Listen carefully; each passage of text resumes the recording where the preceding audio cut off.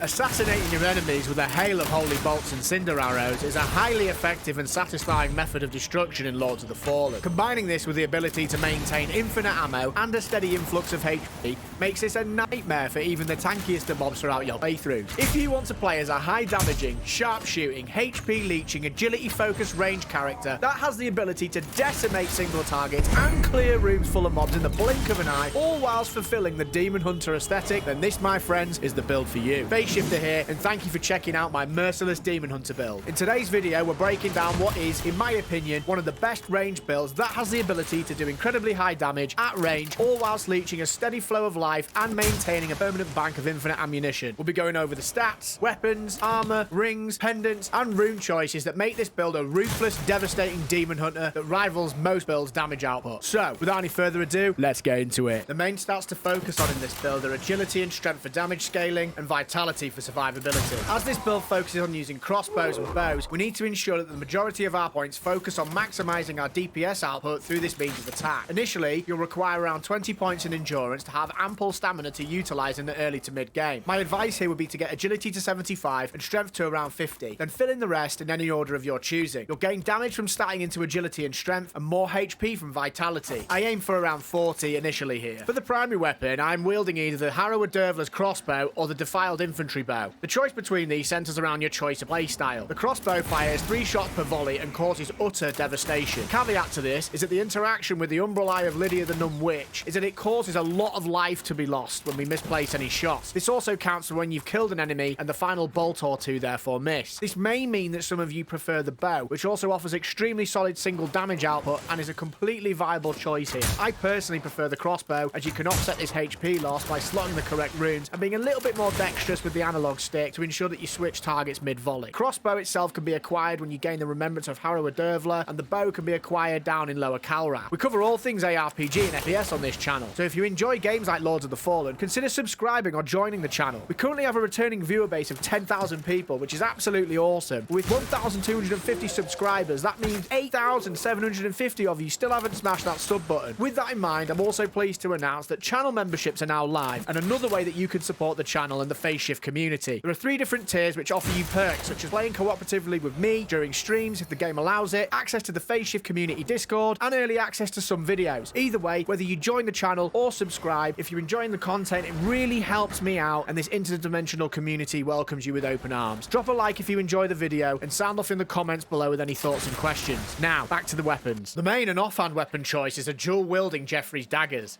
This will require you to do 2 playthroughs or get a friend to drop you one in order to get the second. These can be located by dropping off the bridge by the Tower of Pendants. The reason for this choice of dagger is very simple. When fully upgraded, it has 3 meta rune slots which allow us to slot any choice of rune into these weapons. The 3 rune slots in this weapon are integral to the functionality of the build. Any combination of Aelstrix and Tummel runes can be combined to fine-tune a balance between DPS output for range weapons and life leech on kill. I opt to go for 2 Aelstrix runes and 1 Tummel in each dagger to slightly favour increased damage output whilst allowing us to maintain a healthy life sustain. In terms of rings and pendants, our pendant of choice is the Princess's Sting. This grants us a flat 12.5% damage increase if we keep our weight to light encumbrance. Whilst this costs us physical protection, it improves our DPS and offers us a challenging addition to our usual Lords of the Fashion approach. The ring choices are very straightforward. A ring of bones to increase the encumbrance level, and a Black Feather Ranger ring to increase our ranged attack damage work effectively here. You can of course remove the ring of bones if you'd rather not maintain light encumbrance, but this also means that you no longer have the real purpose for Princess's Sting. The choice is yours. You could also, of course, then use 2 Black Feather Ranger rings to increase your range damage that might offset that a little bit. It's entirely up to you and how you want to play the game. In terms of the bolts that I use, if I'm using the crossbow, I primarily use twisted bolts for massive single target and AoE damage. I rarely find myself changing from these, even in areas where mobs have holy resistance. I do have cinder bolts and radiant bolts on switch here, just to add a bit of variety, but I rarely find myself equipping them. In terms of arrows, if I'm using the Defiled Infantry bow, I mainly use cinder arrows, but I also have weighted and radiant arrows to add a little bit of variety again here as well, for those moments where fire resilient mobs in particular are causing me problems. Now, I know a lot of you are really interested in achieving those coveted style points in Lords of the Fashion, so if you're interested in the way this character looks, I'm using the Neophyte Hood, Harrower Armour, Despair's Grasps, and Black Feather Ranger trousers. These are all coloured with the Harbinger tint.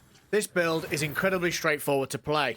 Buff yourself with bleed salts and unripened berries, position yourself favourably, and unleash a relentless volley of bolts or arrows into your enemies. If you're firing at a group when using the crossbow, be sure to flick the stick either left or right to ensure that you spread your shots around so you don't lose any life due to the umbral eye interaction. It should also be noted that this build is not a tank build. It does rely on some finesse, especially when you're playing Lords of the Fashion and not maximising your armour statistics. So, there we have it, folks. A merciless demon hunter to assassinate and terrorise your enemies with a relentless barrage of elemental life-leeching bolts and arrows. It's been an absolutely awesome couple of months creating Lords of the Fallen content for you folks. Thank you so much for the continued support you've given the channel. This interdimensional community is steadily growing, and I've been so delighted seeing more and more of you regularly commenting in the videos. You've been bringing some serious positive energies. If you haven't already, come and catch some live streams over on Twitch or YouTube, which I'll be streaming to simultaneously. The next few weeks, we're going to be looking at playing some Dragon's Dogma Dark Arisen. We're going to be doing some NG runs in Lords of the Fallen, and I'm looking to up the builds that I'm bringing out to you to contain a little bit more of the NG focused content and spin. I know that some of these builds perhaps wouldn't fare so well that I've been making if we are to put them in an NG environment. So I'm going to be focusing on that moving forwards, and hopefully we might even see some content from Lords of the Fallen as we progress into the festive holiday period. I have a sneaking suspicion we might be getting a content drop next week, but let's see, folks. So until the next time, take care of yourselves, enjoy the build, and I'll see you on stream or in the next one, guys.